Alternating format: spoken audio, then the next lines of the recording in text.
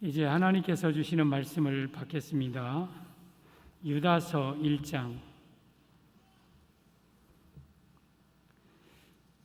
신약성경 398쪽 유다서 1장.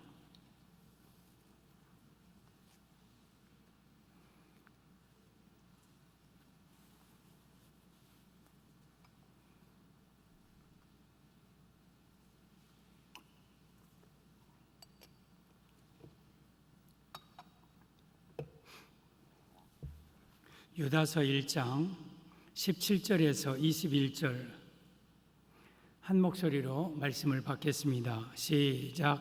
사랑하는 자들아, 너희는 우리 주 예수 그리스도의 사도들이 미리 한 말을 기억하라.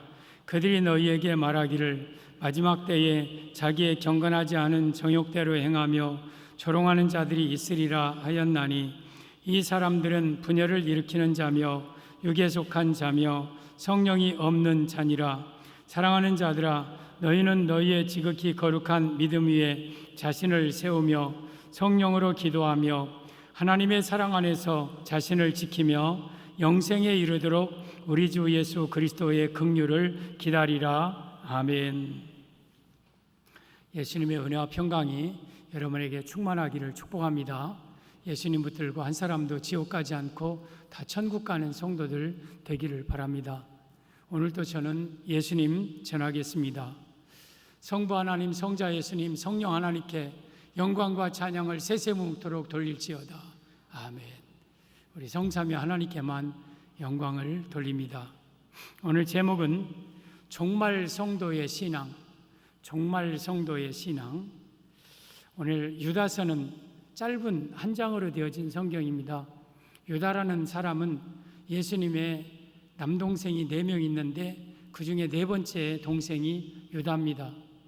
처음에는 예수님을 믿지 않고 예수님을 향하여 미쳤다고 하다가 나중에 성령 받고 이제 교회 지도자가 되고 유다서를 성령님을 통해 기록하게 되는 위대한 인물이 됩니다. 특별히 유다서는 교회 안에 침투할 이단과 거짓 교사들을 경계할 것을 말씀하고, 그러면서 바른 신앙을 끝까지 지키도록 하는 성경이 유다서입니다.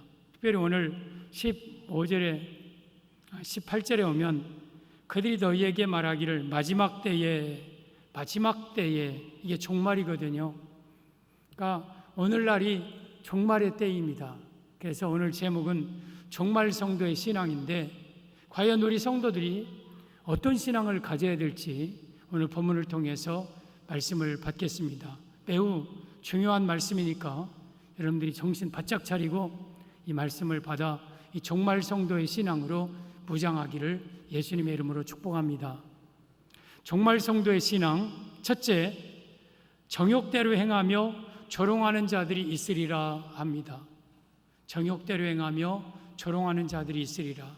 18절에 오면 그들이 너희에게 말하기를 마지막 때에 자기의 경건하지 않은 정욕대로 행하며 조롱하는 자들이 있으리라 하였나니, 이 그들은 17절에 사랑하는 자들아, 너희는 우리 주 예수 그리스도의 사도들이 미리 한 말을 기억하라.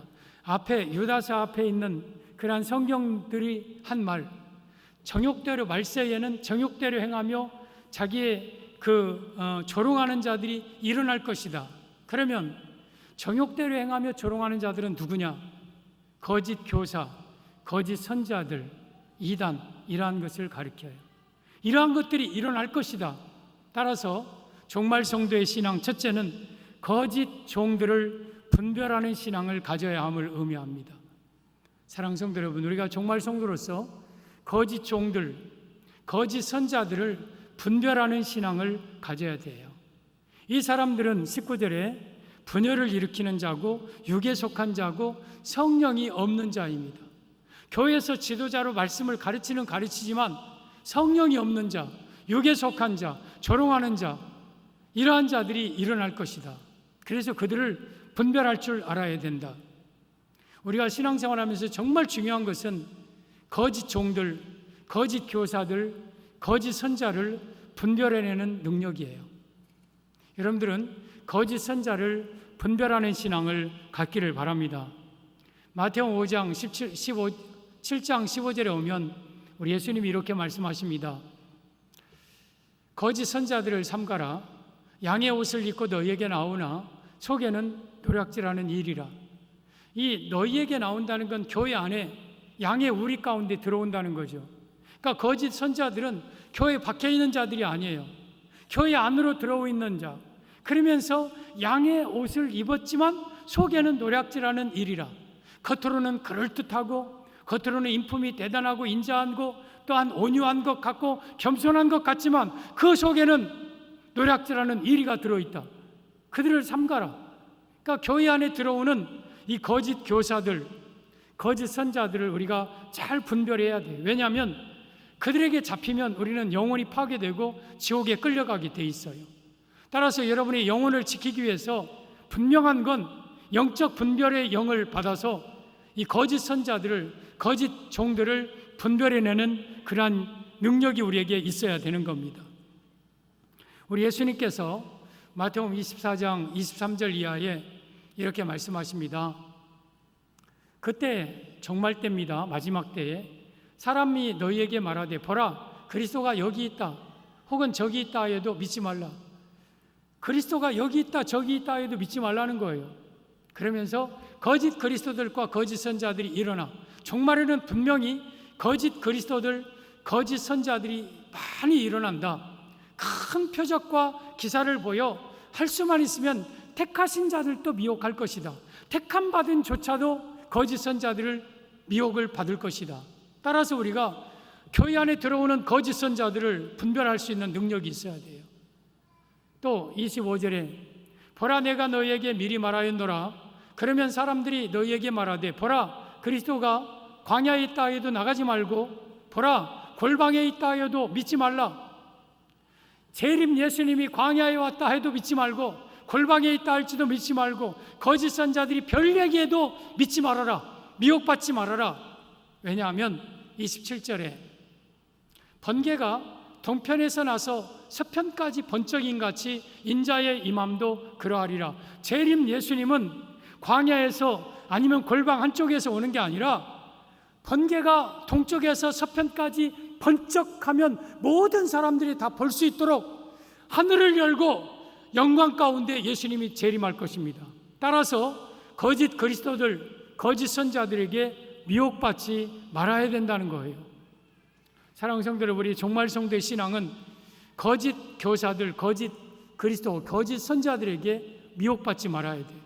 왜냐하면 거짓 선자들에게 미혹받으면 우리는 그에게 잡혀 영혼이 파멸당하고 지옥에 끌려가기 때문에 그래요. 이것은 매우 중요한 문제예요. 내 영혼이 구원받느냐 그렇지 못하느냐 달린 문제예요. 여러분, 종말의 최대 거짓 선자는 가톨릭입니다. 이 종교다원주의, 모든 종교에 구원이 있다고 말하는 그러한 사상, 가톨릭을 중심으로 한 사상이에요. 여러분, 이 종교다원주의는 기독교에만 구원이 있는 게 아니라 모든 종교에 다 같이 구원이 있다. 그리고 심지어 무신론자도 양심적으로 살면 그는 구원이 있다. 현재 프란치스코 교황이 한 말입니다. 예수 안 믿어도 구원이 있다. 양심적으로만 살면 된다. 다른 종교도 다 구원이 있다. 이렇게 말하고 있는 거예요. 이게 종교다원주의고 이게 종교 혼합주의고 마지막 시대 최대 이단이고 최대 적그리스도고 거짓 선자예요. 예수 구원, 유일 구원 사상을 파괴하는 모든 것은 다 거짓 선자예요. 거짓 교사들. 이거에 우리가 미혹당해서는 안 되는 거예요. 우리의 구원은 오직 예수 그리스도만이 구원자예요. 예수님의 십자가만이 우리를 죄에서 용서할 수 있는 유일한 구원이에요. 그 외에 어떤 것도 구원이 있는 게 아니에요. 근데 거짓 선자들은, 다원주의자들은 다른 종교도 다 구원이 있어. 그리고 착하게 양심적으로 살면 다 천국에서 다 만나.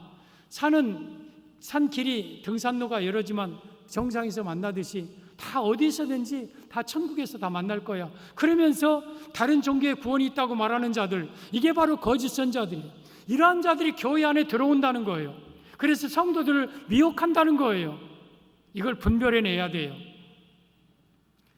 갈라디아 1장 7절에 오면 다른 복음은 없나니 다만 어떤 사람들이 너희를 교란하여 그리스도의 복음을 변하게 하려 함이라. 그러나 우리나 혹은 하늘로부터 오는 천사라도 우리가 너희에게 전한 복음 외에 다른 복음을 전하면 저주를 받을지어다.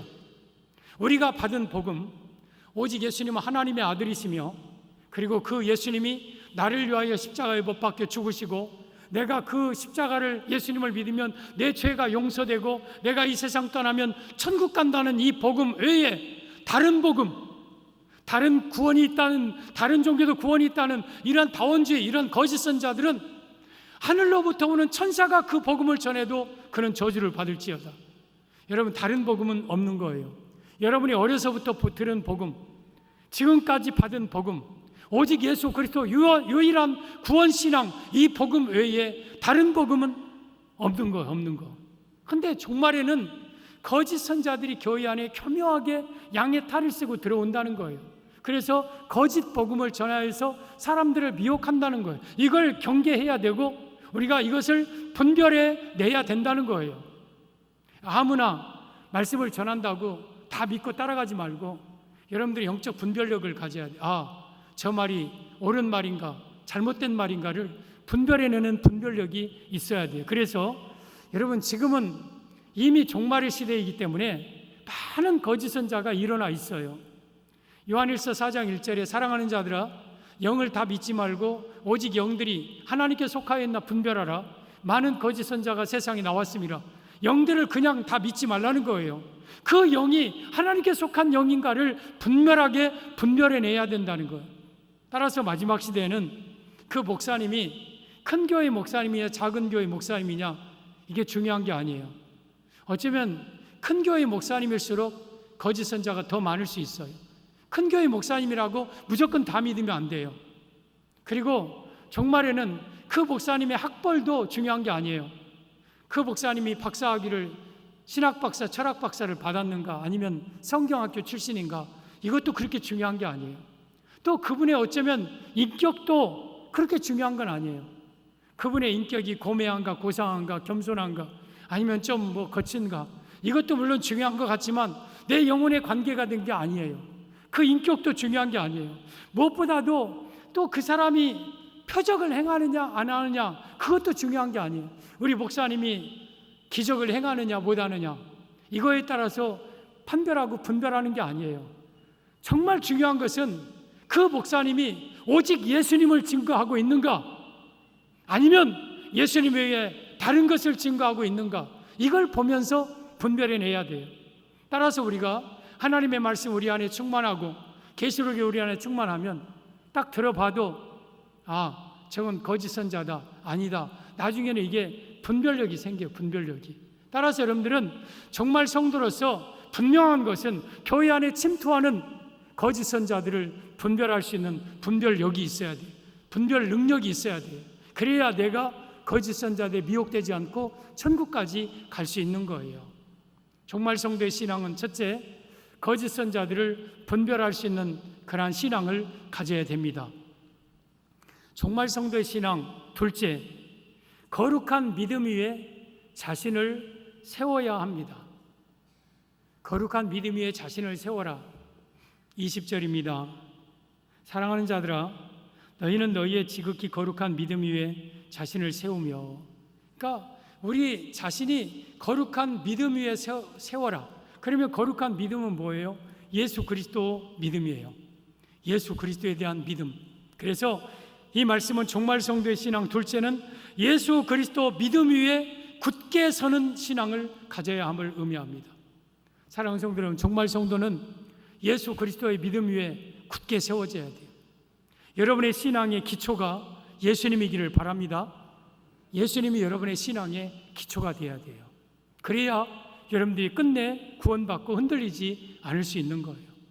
지극히 거룩한 믿음은 예수님에 대한 믿음이에요. 그 믿음 위에 내가 내 신앙의 기초가 세워져야 돼요. 여러분, 사도 바울은 고린도 교회에 가서 고린도 사역을 할 때에 이렇게 사역을 했다고 고린도전서 2장 1절에는 증언하고 있습니다. 형제들아, 내가 너희에게 나아가 하나님의 증거를 전할 때에 사람의 말과 지혜의 아름다운 것으로 하지 아니하였나니. 사도 바울은 고린도 교회에 가서 사람의 말과 지혜의 아름다운 것으로 사역하지 않았다. 사람의 말과 지혜가 뭡니까? 철학, 웅변술, 수사학, 어떤 논리, 어떤 그러한 어떤 언어적인 유희, 뭐 이런 것 가지고 내가 사역하지 않았다. 사도 바울이 철학과 언어, 수사학, 웅변술 이거 몰라서 하는 게 아니라 사도 바울이 이어서 말하기를 나는 너희 중에서 예수 그리스도와 그가 십자가에 못 박히신 것 외에는 아무것도 알지 아니하기로 작정하였다. 사도 바울이 고린도 사역을 할 때에 내가 사람의 말과 지혜, 웅변, 철학 이런 걸로 하지 아니하고 오직 예수 그리스도와 그가 십자가에 못 박히신 것 외에는 내가 아무것도 알지 않았다. 그것만 전하기로 내가 작정했다. 그러면서 3절에 내가 너희 가운데 거할 때에 약하고 두려워하며 심히 떨었노라. 사도 바울이 고린도 지역에 사역하면서 발발발발 떨었다는 거예요. 사도 바울이 이렇게 떨 사람입니까? 사도 바울은요, 사자 앞에서도 죽음 앞에서도 눈 하나 까딱하지 않는 사람이었어요. 근데 사도 바울이 왜 고린도 지역에 가서 그렇게 약하고 두려워하고 벌벌벌벌 떨면서 사역했을까? 내 말과 내 전도함이 설득력 있는 지혜의 말로 하지 아니하고 다만 성령의 나타나심과 능력으로 하여 너희 믿음이 사람의 지혜에 있지 아니하고 다만 하나님의 능력 위에 있게 하려 하였노라. 사도 바울이 떤 이유는 고린도 지역 성도들이 말과 지혜의 아름다운 것으로 신앙의 기초를 세우는 게 아니라 하나님 예수 그리스도의 십자가와 예수님 신앙 위에 하나님의 교회가 이 성도들의 신앙이 세워지도록 발발발발 떨었다는 거예요. 혹시 강단에서 내가 철학을 얘기할까 봐, 내가 웅변술을 얘기할까 봐, 내가 알고 있는 지식을 자랑할까 봐, 내가 알고 있는 수사학과 언어의 유희를 통해서 성도들을 미혹할까 봐 사도 바울은 벌벌벌벌 떨었다는 거예요. 이 떨림이 저에게도 있어요. 이 떨림이 저에게도 있어요.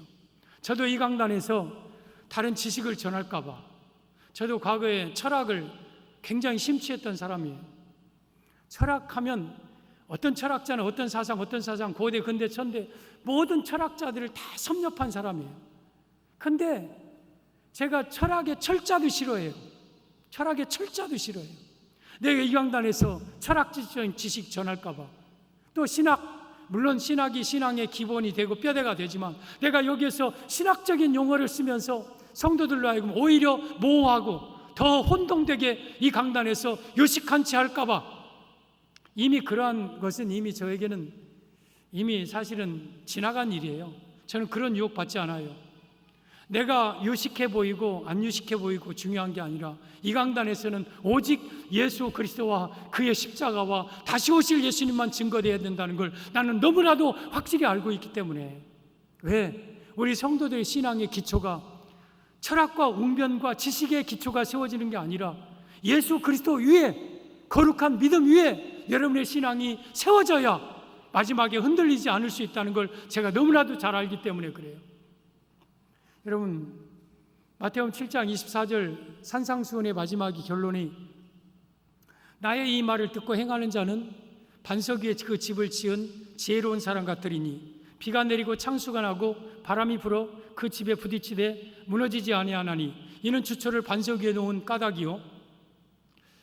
또 나의 이 말을 듣고 행하지 않는 자는 그 집을 모래 위에 세운 어리석은 사람 같으리니 비가 내리고 창수가 나고 바람이 불어 그 집에 부딪히되 무너짐이 심하니라. 여러분, 이 두 가지 집을 짓는 사람이 있어요. 한 사람은 반석 위에다가 집을 짓는 사람이 있어요. 그 사람은 비가 창수가 바람이 와도 그 반석 위에 집을 지었기 때문에 그 집이 끄떡 없습니다. 그러나 모래 위에 지은 집은 비가 창수가 바람이 불면 점점 침식돼서 결국은 기우뚱하고 다 무너지게 돼 있어요. 여러분, 어떤 사람이 반석 위에 세워진 집이냐? 하나님의 말씀을 듣고 행하는 자. 근데 그 반석은 고린도전서 10장 4절에 너희를 따르는 신령한 반석, 이 반석은 곧 그리스도라 그랬어요. 내 신앙이 예수 그리스도 반석 위에 내 신앙이 세워져 있으면 여러분, 우리에게 비, 바람, 창수는 환난, 핍박, 고난, 대환난 이런 무슨 엄청난 고난이 와도 예수 그리스도의 반석 위에 세워진 자는 끄떡없이 자기 신앙을 지키지만 그 외에 친구 따라서 교회 오고 어떤 이권이 있어서 교회 오고, 아니면 그냥 사람들 눈치 봐서 교회 오고, 교회 와서 뭐 돈 벌으려고 하고, 교회 와서 건강 얻으려고 하고, 평안 얻으려고 하고, 그 외에 다른 여타한 목적을 가지고 교회를 오는 자는 마지막에 대환란이 오면 다 무너진다는 거예요. 그래서 여러분의 신앙은 거룩한 믿음, 예수 그리스도의 신앙 기초 위에 여러분의 신앙이 세워져야 된다는 거예요. 이것이 종말 성도의 신앙입니다. 골로새서 2장 6절에 오면, 형제 너희가 예수 그리스도를 주로 받았으니 그 안에 뿌리를 박으며 세움을 입어 교훈을 받은 대로 믿음에 굳게 서서 감사함을 넘치게 하라. 우리는 예수 그리스도를 주로 받은 자예요. 그러면 예수 그리스도께 뿌리를 박아야 돼요. 예수 그리스도께 뿌리를 박아야 돼요. 그리고 그 안에 세움을 입어 또한 믿음에 굳게 서서, 예수 그리스도 반석 위에 굳게 서서, 우리가 세상을 살아갈 때 어떤 환난과 핍박과 고난이 와도 예수 그리스도께서 나를 붙잡아 주셔서 내 신앙이 흔들리지 않아요. 그래서 우리는 내 신앙의 기초가 예수님이 되어야 돼요. 예수님이 되어야 돼요. 고린도전서 3장에 오면 건축하는 자가 나옵니다. 우리는 다 지혜로운 건축자가 되라고 그랬어요. 그러면서 어떤 사람은 건축을 하되 금으로 건축하는 사람, 또 은으로 건축하는 사람, 보석으로 건축하는 사람, 또 어떤 사람은 지푸라기로 건축하고 나무로 건축하고 풀로 건축하는 사람이 있다. 그냥 건축한 거예요. 이게 신앙의 건축물이죠. 그런데 불로써 그 공력을 시험할 때가 있다. 거기다가 불을 한번 확 불어보면 나무나 풀이나 지푸라기는 다 타버려요. 그러나 금이나 은이나 보석으로 지우지 않은 자는 그 중에서도 끝까지 견고하게 오히려 더 큰 불 속에서 반짝반짝 빛나면서 신앙을 자랑해요. 여러분, 이 불은 환난을 가리켜요. 마지막 때 우리 신앙이 가짜인지 진짜인지 여러분의 신앙을 시험할 때가 있어요. 어쩌면 이 코로나도 일종의 하나의 작은 불에 불과하죠. 이 코로나로 한번 싹 불어보면 신앙이 넘어지는 자는 가짜고, 그 속에도 끝까지 있는 자는 진짜고, 또 앞으로 더 엄청난 환난과 핍박이 고난이 찾아올 때, 그러면서도 내가 그 가운데 끝까지 신앙 지키는 자는 여러분 하나님 앞에 가서 상급을 받아요. 이 말씀을 고린도전서 3장 14절 15절에는 말씀하십니다. 보면 만일 누구든지 그 위에 세운 공력이 그대로 있으면 상을 받고, 금이나 은이나 보석, 불 속에서 그대로 신앙 지키고 있으면 상을 받는다.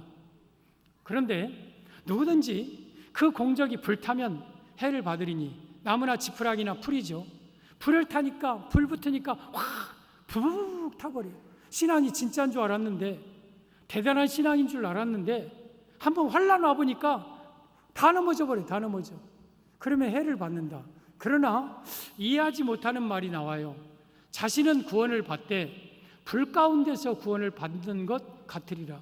아니, 공력이 다 타버렸으면 지옥 가야 되는데 왜 그래도 불 가운데서 구원받는 것처럼 부끄러운 구원이라도 받게 하는가? 저 불 가운데 구원받는 것은 천국은 들어간다는 거예요. 턱걸이에서, 상급은 없는데 천국에 겨우 턱걸이에서 들어간다는 거예요. 왜 자기 공력이 불타도 천국은 턱걸이에서 들어가느냐? 11절에 그 이유가 자명하게 나와 있습니다. 이 닦아둔 것 외에 능히 다른 터를 닦아둘 자가 없으니 우리 기초는 다른 터가 없다. 이 터는 곧 예수 그리스도라. 비록 내가 풀이나 지푸라기나 나무로 집을 지었어도 기초가 예수 그리스도이기 때문에 그 사람은 불 가운데 구원받는 턱걸이 구원이라도 한다는 거예요. 어떻게든지 천국은 간다는 거. 따라서 신앙의 기초가 예수 그리스도여야 돼요.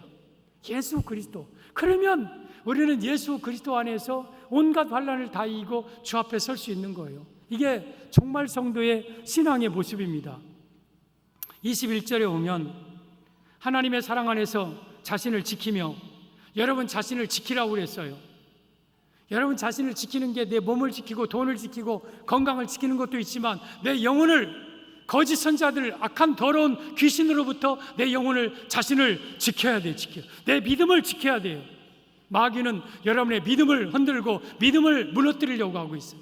그래서 우리는 거룩한 반석 위에 내 믿음을 굳건하게 지켜야 돼요. 여러분, 다윗이라는 분이 있습니다. 다윗 주변에는 수많은 사람들이 다윗 주변에 있었어요. 600명, 때로는 400명, 때로는 다윗 주변에 많은 군장들. 그러한 군장들이 다윗이 함께 있으면서 다윗 왕국을 건설합니다.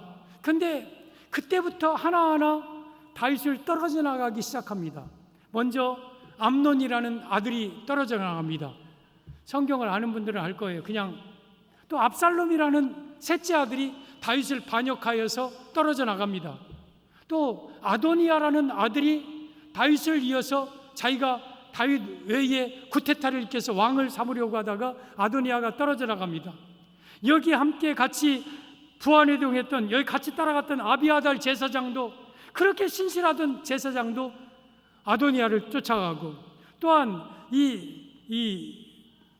또 이런 선지자들, 제사장 옆에 있는 사람들, 이런 사람들이 다윗을 떨어져서 다 떠나갑니다. 그런데 끝까지 다윗이 어려움을 당하든 쫓겨나가든 도망다니든 간에 다윗 옆에 있던 사람들이 있었어요. 여러분, 이 갓 선지자, 나단 선지자, 브나야와 같은 사람들 끝까지 다윗 옆에 있었어요. 그래서 다시 한번 다윗 왕궁에 재건하는데 영광된 주역들로 쓰임받게 됩니다. 다윗은 예수님을 예표하는 인물이에요. 사람들이 예수님을 따라다니다가 이권이 떨어지면 떠나가고, 어려움이 오면 도망가고, 또 고난이 오면 다 떨어지고, 앞으로 환난이 오면 다 떨어지고, 그럼에도 불구하고 끝까지 다윗 옆에 있는 사람, 끝까지 다윗 옆에 있는 용사들, 그 자들은 다윗 왕국을 건설하는 주역이 됩니다. 여러분, 예수님의 왕국, 다시 오실 예수님이 건설할 왕국, 천년왕국의 주역이 되는 거예요. 따라서 우리는 어떤 일이 있어도 예수 그리스도 기초 위에, 반석 위에 내 신앙이 굳게 서야, 이것이 바로 종말 성도의 신앙의 모습인 거예요. 가을이 되면 사과가 빨갛게 열리고 배가 노랗게 열리고, 때로는 곡식들이 가을까지 막 풍성하게 익죠. 그런데 그 사과나 그 배나 아니면 곡식들이 그냥 하루아침에 그렇게 된 게 아니에요. 봄부터, 아니면 그 전 겨울부터 온갖 풍상과 된설이 칼바람을 다 이겨내고, 그리고 정말 이 봄에, 때로는 여름에 찾아오는 폭풍우, 태풍, 그리고 홍수, 그리고 막 장마, 그리고 또 건기, 뜨거운 태양볕, 그리고 병충해, 또한 짐승들, 여러 가지 모든 그러한 천재지변, 이러한 것들로부터 다 이겨내야 가을에 빨간 과일로 맺혀져서 주인의 광질에 들어가서 천국에 들어가는 거예요. 여러분, 우리가 추수 때는 재림을 의미하는 거예요. 예수님이 이 땅에 오셔서 재림할 때에, 재림 때까지 끝까지 예수님께 붙어 있는 자들, 예수 신앙을 갖고 있는 자들, 이러한 자들을 곳간에 천국에 들여보내기 위해서 이 땅에 다시 오실 때, 여러분들은 그때까지 예수님 신앙 위에 여러분들을 세우고, 여러분들이 끝까지 신앙 지키고 있어야 돼요. 그래야 우리가 영원한 천년왕국, 천국의 주역이 될 수가 있는 겁니다. 정말 성도의 신앙은 첫째, 거짓 교사, 거짓 선자들을 분별할 수 있는 분별력이 있어야 돼요. 두 번째는 예수 그리스도 신앙 기초 위에 내가 든든하게 세워지는 신앙을 가져야 됩니다. 정말 성도의 신앙, 셋째, 예수 그리스도의 긍휼을 기다려야 합니다. 21절, 하나님의 사랑 안에서 자신을 지키며 영생에 이르도록 우리 주 예수 그리스도의 긍휼을 기다리라. 우리 주 예수 그리스도의 긍휼을 기다리라. 이 말씀은 재림을 기다리는 신앙을 의미합니다. 영생에 이르도록, 우리에게 영생을 주기 위해서 이 땅에 다시 오실 예수님의 긍휼함을 기다려라. 그래서 정말 성도가 가져야 될 신앙은 재림을 기다리는 신앙을 가져야 함을 의미합니다.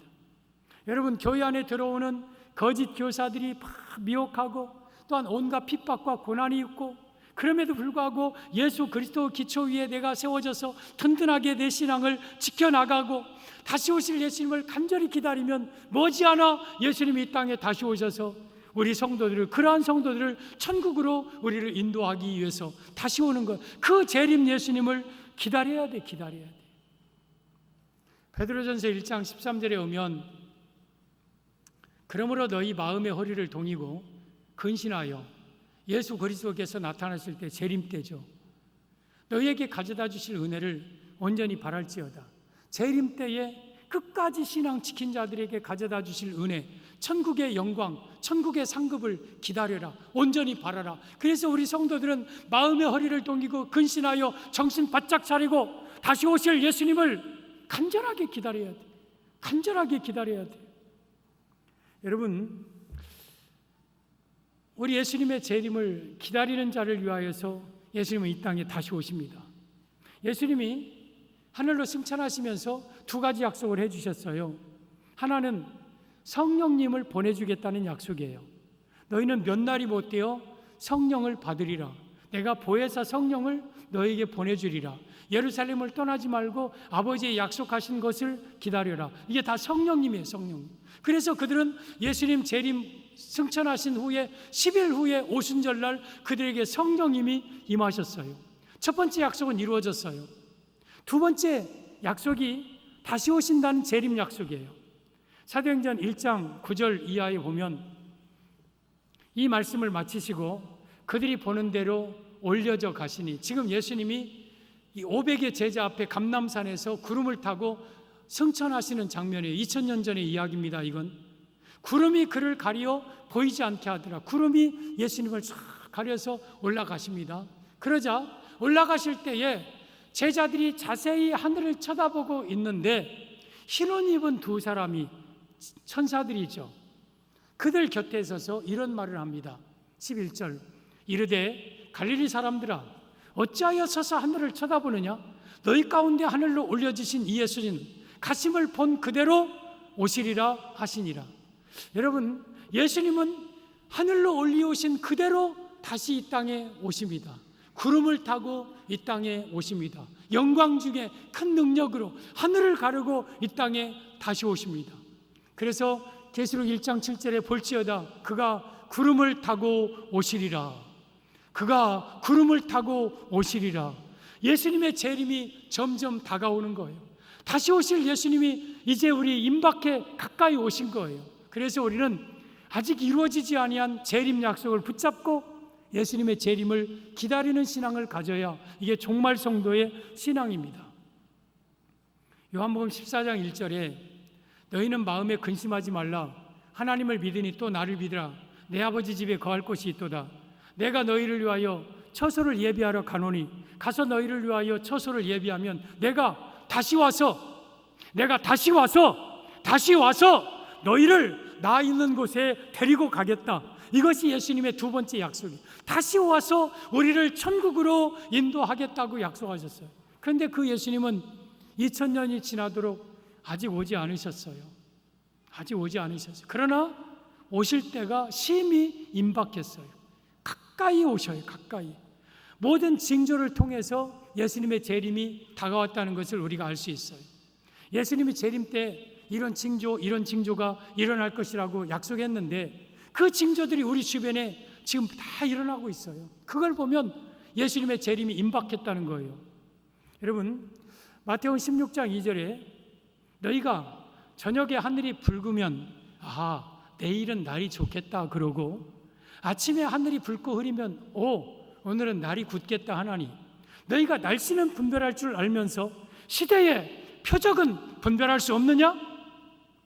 날씨는 너희들이 예측하고 예상하면서 어찌하여 이 시대를 보면서 이 시대의 표적은 너희들이 분별하지 못하느냐?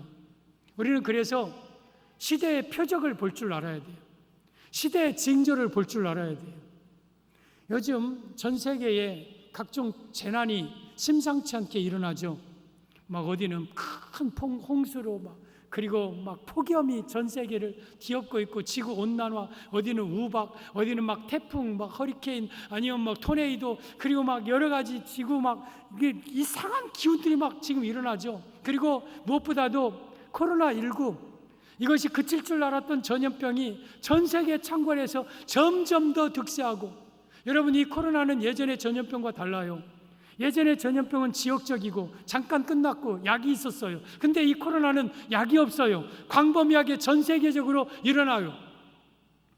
누가복음 21장 11절에 곳곳에 큰 지진과 기근과 전염병이 있겠고 또 무서운 일과 하늘로부터 큰 징조들이 있으리라. 지금 예수님 오실 때 이러한 일들을 일어날 것이라고 이미 다 예언해 놓으셨어요. 따라서 이러한 일들을 보면 예수님의 재림이 심히 임박했구나, 심히 가까이 왔구나, 이걸 우리가 깨닫고 예수님의 재림을 준비하고 살아야 돼요.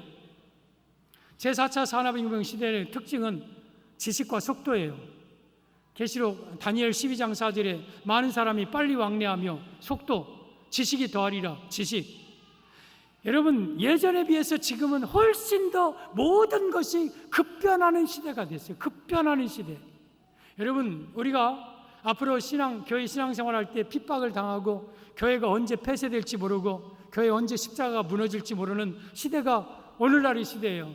목사님, 앞으로 좀 더 있을 것 같은데 천반의 말씀이에요.